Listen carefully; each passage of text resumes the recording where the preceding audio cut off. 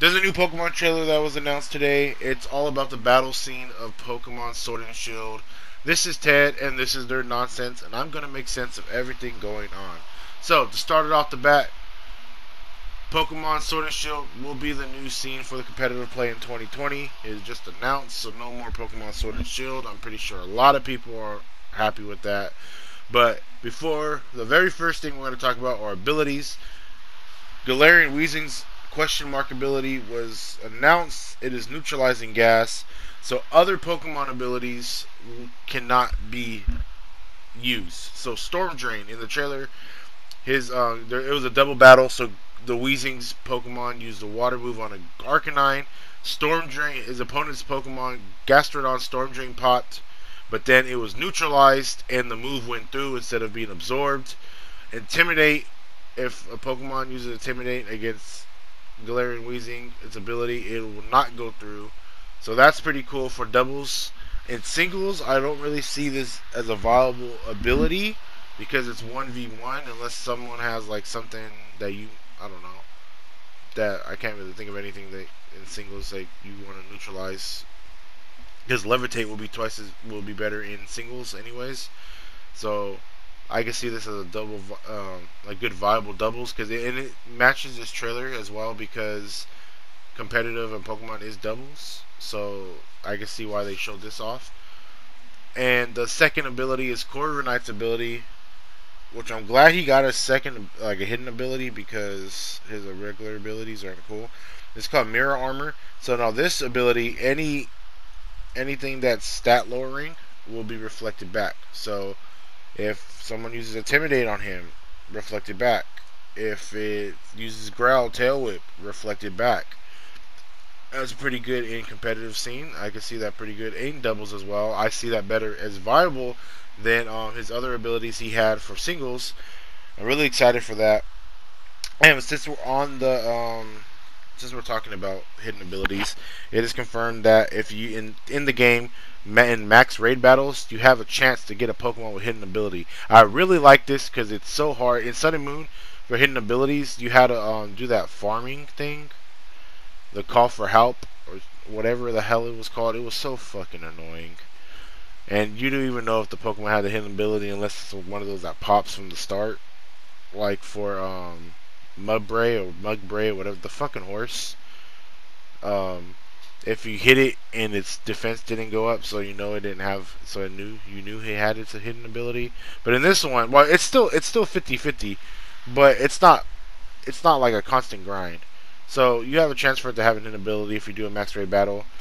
It shows you on the Pokemon website that it showed Corviknight being caught and it has a regular ability, and then it showed the second one it caught having its hidden ability, which is pretty cool. I'm glad they're doing it like that. A lot of people don't like Dynamaxing in max raid battles, so this gives them a reason to like it. I kind of had a hint. I think we talked about this in another video of me, Josh Emanuel, that we think that's what was going to end up happening. So that's pretty good.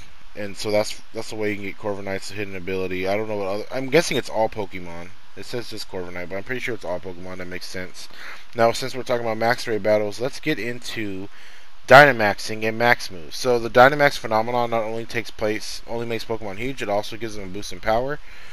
So Dynamaxing your Pokemon can sway the course of battle. The max moves not only that only Dynamax Pokemon can use aren't just powerful; they have additional effects. So if you use a water type max move, it'll be Max Geyser and it'll be triggered rain. So when you use that max water move, it triggers rain. Fighting type max move, Max Knuckle, will increase the attack of all allied Pokemon as well as the user. That's crazy. Even if a Pokemon opponent uses a move like Protect, the max move will blast through it and deal some damage. So like Z moves. Okay.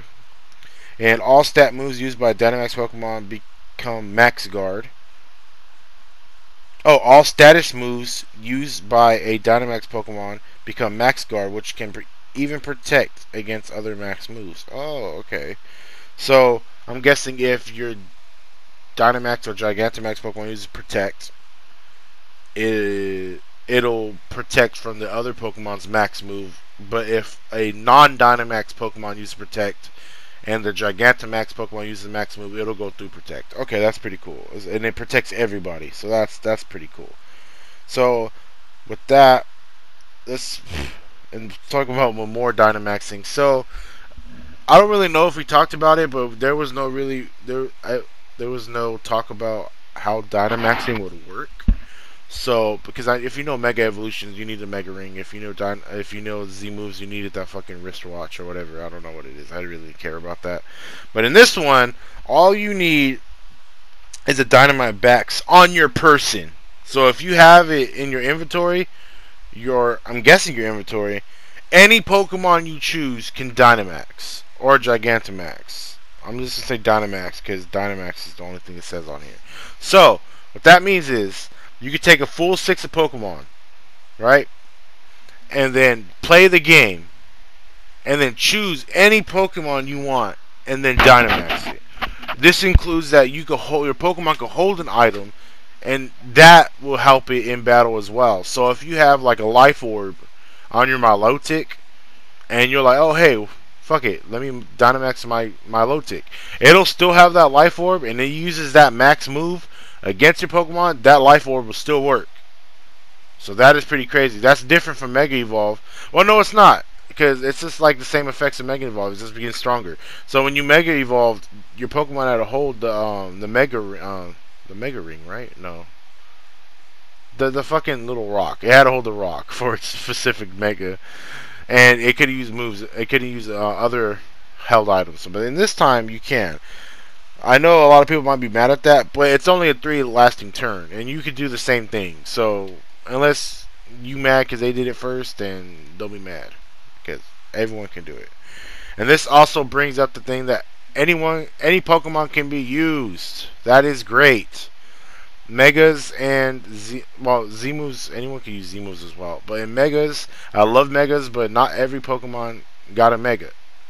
And this time, any Pokemon can be Dynamax, so any Pokemon can be viable and have a max move and hold an item. That's pretty good. I can't wait to see how that plays out until I get mad because something stupid killed me and I come back and say, oh, I'm wrong.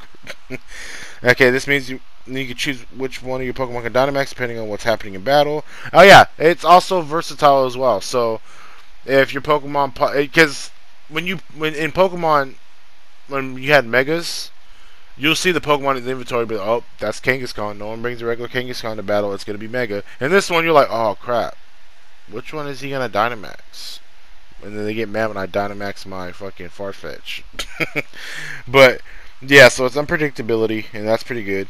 So let's move on to the next thing I want to talk about. It's basically, what's that? Sorry guys. Oh, the new items. So there's 2 new items announced for Pokemon Sword and Shield, and it's the Room Service and the Jetpack. So when held by a Pokemon, Room Service will lower the holder's speed when the move Trick Room is successfully used. So that helps Trick Room teams, obviously, and it even lowers Pokemon's. Does it lower it once?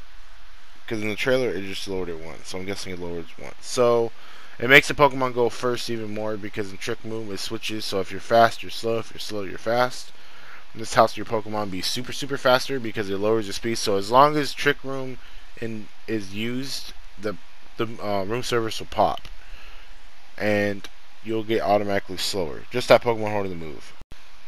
The other item announced is a Jetpack. So if your Pokemon gets its status lowered, it automatically switches out. So it's like Eject Card, but instead of, yeah, it's like Eject Card, but the opposite, I'm guessing. So if your opponent hits you with the move and it lowers your stats, your Pokemon switched out. This way, the stats will like reset and won't be lowered anymore.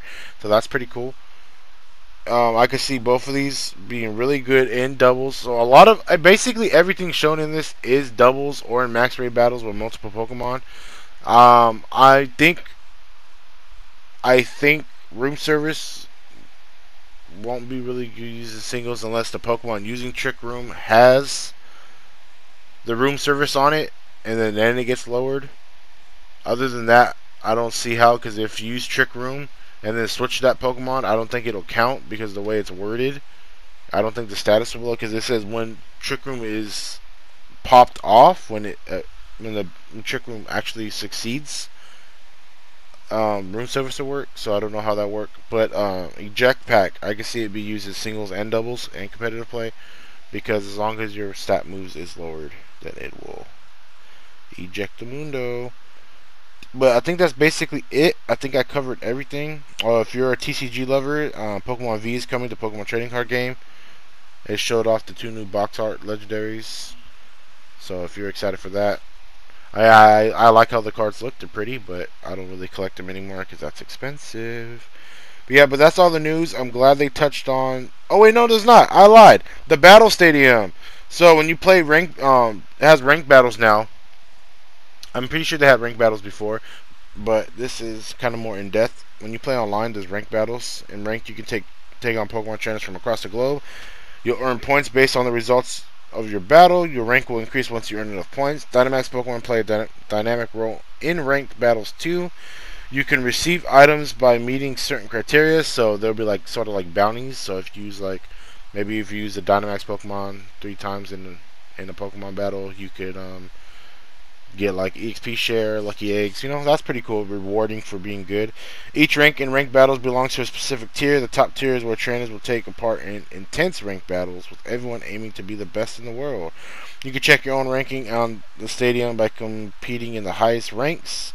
When you compete in the highest ranks, and check out the smartphone version of Pokemon Home if you want to see how all your participants of a competition placed or rankings of the Pokemon used. So I keep saying that like it's some dramatic thing. So you can use Pokemon Home app to see participants, Pokemon rankings, all that stuff. That's pretty cool. Because sometimes going on the website is kind of annoying. Casual battles. In casuals, you can join Pokemon battles without worrying about wins or losses. Online competitions, you know that. Just regular. Oh, also, rental Pokemon.